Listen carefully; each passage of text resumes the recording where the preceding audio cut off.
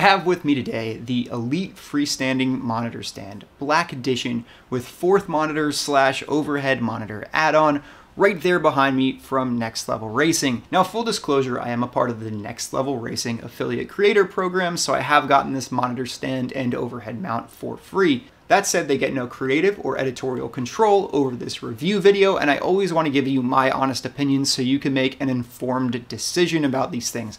I never want to mislead you into purchasing something that isn't right for you. If you do decide that a Next Level Racing product is the correct purchase for you, I do have an affiliate link down in the description below, along with a 5% discount code that you can use at checkout if you're in the United States. All right, with all that out of the way, let's go ahead and get this thing unboxed and assembled. The first thing you'll run into with your Next Level Racing product is the packaging, and this is something that I think Next Level Racing does particularly well. They always send their boxes in this more protective brown boxing, and when you crack that open, you see the nicer retail packaging. But then when you open up that retail packaging, you'll find all your aluminum profile neatly tucked into some form-fitted foam. And this means that the profile is going to show up to you damage-free. There are some downsides to the foam, however, in the assembly process. When you're pulling out the profile from the foam, it's going to make a bit of a mess. That foam is going to kind of break apart on the pointier ends of the aluminum profile. And the profile can be a little hard to get out of the foam from time to time. But these minor inconveniences and requirements for cleanup are something I'm kind of willing to look past, or at least accept, because I know that when I buy something from Next Level Racing, it's going to come well protected and undamaged. The other thing that Next Level Racing does particularly well with their products is that they provide clear instructions for assembly. You get a nice assembly manual along with QR codes that link out to build videos that you can follow along with. And these instructions are quite detailed and walk you through every step of the process. They also make sure that everything in the box is labeled clearly, so as you follow along with the instructions, it's very easy for you to find the hardware or brackets that you need for that particular step of the assembly process. That said, I have run into some slight issues before with the assembly process and the instructions because I found an inaccuracy in the instructions for the overhead mount, but I will point that out when we get there, and I will send that feedback along to Next Level Racing so that they can fix that in future versions of the instruction manual. The first thing you're going to assemble on this monitor stand are the legs and uprights. And one thing that I really like that Next Level Racing does here is they pre-drill holes in the foot pieces that go on the ground for where the leg pieces actually connect. And the leg pieces / uprights have pre-drilled, pre-threaded holes in the profile itself, so you actually don't need any extra hardware to attach these two pieces of profile, just the bolts and the washers that they point out in the instructions. This approach has several benefits. You need less hardware to assemble those upright assemblies. You also don't have to measure anything because those pre-drilled holes guarantee that the uprights are in the exact same position on each foot piece for both the left and right side of the monitor stand, and it guarantees a perfect 90-degree angle. Thumbs up to Next Level Racing for utilizing the aluminum profile in a way that allows assembly to be seamless and easy without the user having to do any sort of measuring here. After you assemble those upright pieces, there are some felt pads you'll put on the bottom of the profile. This is the first time I've seen this approach from a manufacturer of just adding some felt stickers. Normally you get some feet for the profile that actually screw into the profile, and I like that approach better than just adding these felt stickers, mainly because I expect these felt stickers to end up falling off at some point. For Next Level Racing's sim rigs, they actually have feet that have adjustable heights that allows you to level everything, and I kind of just wish Next Level Racing included those same feet to also make it easier to level. That said, they do include a tiny level, so later on in the process when you need to level your monitor, you can do that.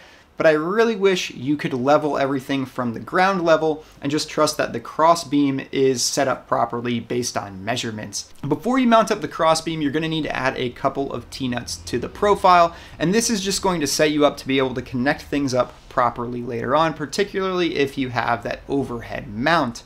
Now, one downside to Next Level Racing's approach here with the profile and the T-nuts that they use is that you can't add the T-nuts to the profile in from the slot. You always have to slide them down the profile. So as you can see here with another type of profile, if I had something already assembled, I could add the T-nut to the profile without having to disassemble, which allows me to do future customizations. So that's one thing I wish that Next Level Racing considered with their hardware.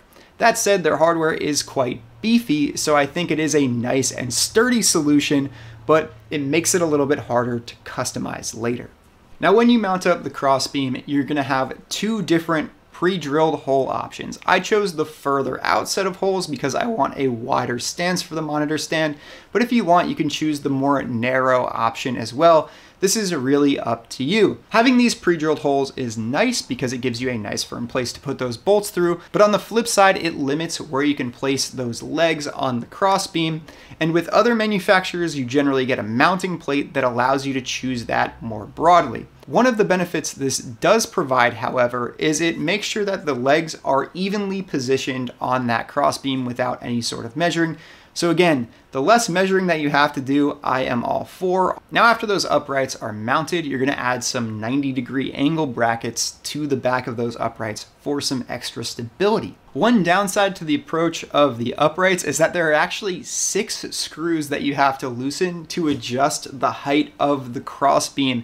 And that means there's more friction when adjusting than other manufacturers, like with this mounting plate, where there are only 2 bolts that you have to adjust. So adjusting this can be a little bit more difficult because of that, but I also think the rigidity or the sturdiness might be a little bit higher because of this approach. It's kind of just a trade-off that Next Level Racing have made. Realistically, you're not adjusting the height of your monitor stand too much after this initial assembly process, but I do think the approach of having 2 versus 6 nuts on either side of this thing is quite a bit easier to deal with. At this point, you could add the monitor bracket to your monitor. Now, there is one thing I really like about this monitor bracket, and there's one thing I really don't like about it, but let's talk about the positives first.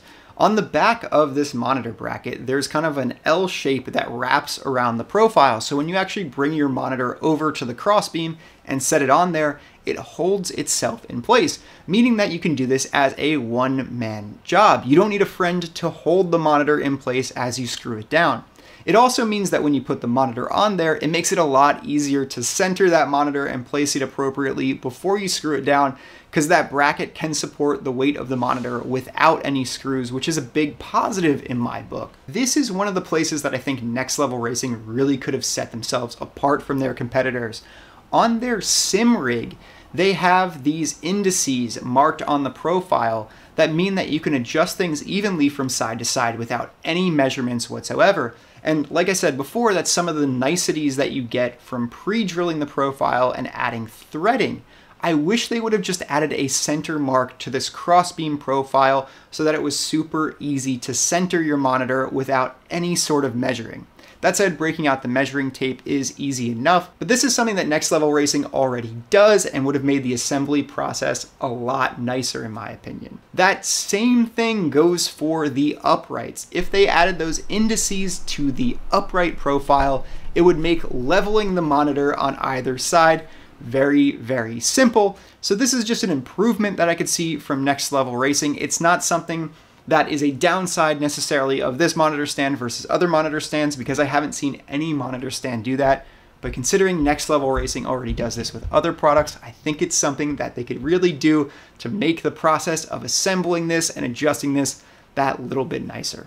The downside of the bracket that they use is it's designed for a wide variety of monitors, including large TVs. So the bracket is actually quite tall and does stick out the top and bottom of more narrow monitors like my 49-inch ultra-wide. The downside of this is that aesthetically it doesn't look the best to have these monitor brackets sticking out above and below the monitor. The other thing that it does is it limits how close you can get the monitor to your wheelbase, because those brackets will end up bumping into your wheelbase. And this is something that I wish Next Level Racing considered, because getting your monitor as close to you as possible is the most important thing when you're considering your field of view.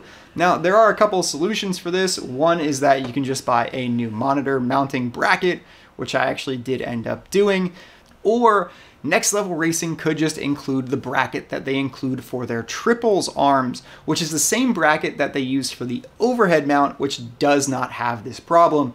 So I would suggest to Next Level Racing that they would actually include both of those bracket options, or maybe allow you to choose at the time of your purchase which bracket is going to be best for your monitor. That said, including a bracket like this does give you future options for actually mounting up larger TVs, so maybe just including both in the box would be the right way to go. Now it's time to add the overhead monitor mount, and we'll start out here by using some of those T-nuts that we slid into the back of the crossbeam preemptively. Again, you can't add those after assembly because once this crossbeam is mounted up, there's no way to get those T-nuts into the profile without disassembling. So again, just a small critique that it would be nice to use T-nuts that you could add to the profile later. With the overhead monitor mount, you're going to mount up the two upright beams and just go ahead and make sure that they are roughly vertical. There are pre-drilled holes already for these, so you know that the height of these things is going to be the same without any measurement. Again, that's just a really nice part of pre-drilling holes in the profile. The user doesn't have to measure anything to make sure things are even. After that, you're going to go ahead and add these brackets to the left and right upright on the outside. And this is again where I think indices on these profiles would be nice. You do have to do a little bit of measuring to make sure these plates end up in the same place. That said, if they added the indices on the left and right side like they do for their sim rig, it would be a lot easier. Now, when assembling the gantry piece that the monitor is actually going to mount onto overhead, they've once again pre-drilled out the ends of the cross beam support. And that's a place that this plate is just going to screw right into, and it makes assembling this gantry bit just that much easier. That said, the crossbeam does actually attach to the upright pieces with T-nuts, so you will have to do a little bit of measuring to make sure that those are even. It's at this point in assembling the gantry that you do actually get incorrect instructions from the instruction booklet. They tell you to put a T-nut in the top of the profile and on the second row of the profile. And actually is what you want to do is put that T-nut in the first row of the profile. I didn't realize this until I had it assembled and mounted. So I actually had to unscrew one of those square plates on the end to open up the end of the profile and move that T-nut up to the top row. So just keep that in mind if you did get the overhead monitor mount. And now that this gantry piece is assembled, you can go ahead and attach it to those brackets we connected before. And at this point, I would kind of tighten everything up and make sure that the monitor stand is leaning in at a height that seems reasonable before you go ahead and mount up the monitor itself. And at this point, you can add the bracket to the back of the monitor. This bracket does the same nice thing that I liked with the main monitor bracket, which is it has that U to latch on to the crossbeam so that you don't need a friend to hold your monitor in place as you screw it in. The thing that this one does better is it fits within the body of the monitor. Now you can go ahead and add the monitor to that overhead assembly, find the center and screw that thing down. And from here, just make the adjustments that make sense for you based on angle and height of your monitor. And now your assembly is complete, but not without the most important part, those profile end caps to make sure you don't cut yourself on this sharp aluminum. Now there are some things that Next Level Racing include in the box that I think are really nice, but that they should kind of mention in the instructions of assembly. I really like that they include cable management clips. The problem is, if you want to put those cable management clips in a place where the ends or the sliding ability of those management clips is blocked by something, you can't put them in that spot. And if you want to go through an end cap piece, you actually have to remove the end cap to slide that thing down. So I did end up actually cracking one of the end cap pieces. That said, they include some extra ones, so not a big deal, but if you do have to remove the end caps, be careful. The thing I like about the end caps though is they do kind of follow the shape of the profile, so they're not just a rectangle or a square, and it gives it sort of just a more custom and polished feel, which I actually find to be quite nice. The other thing I'll point out is that Next Level Racing includes the exact amount of things you need, and I ran into a problem with this, which is that one of the T-nuts ball bearings actually popped loose. And so I wish they included a couple of extra T-nuts, so in case any of the hardware actually came damaged, you had some extras to work with. That said, there were extras in the overhead monitor mount bracket, so I kind of just wish they followed that same process of providing some extra T-nuts to make sure that what you have in the box kind of covers in case anything comes a little bit damaged or with like a manufacturing error. So now the question becomes, is this the right monitor stand for you? And the way I'll answer that is just by saying it is the monitor stand that I'm going to stick with in my sim rig. I did buy that new monitor mounting bracket, but that was really the only weak point in the monitor stand. And otherwise, I actually find the setup of it quite nice and sturdy, so that's why I'm sticking with it. And finally, the shameless creator plug. If you do like this video, please consider liking and subscribing and commenting down below. Thank you so much for watching. Have a good one.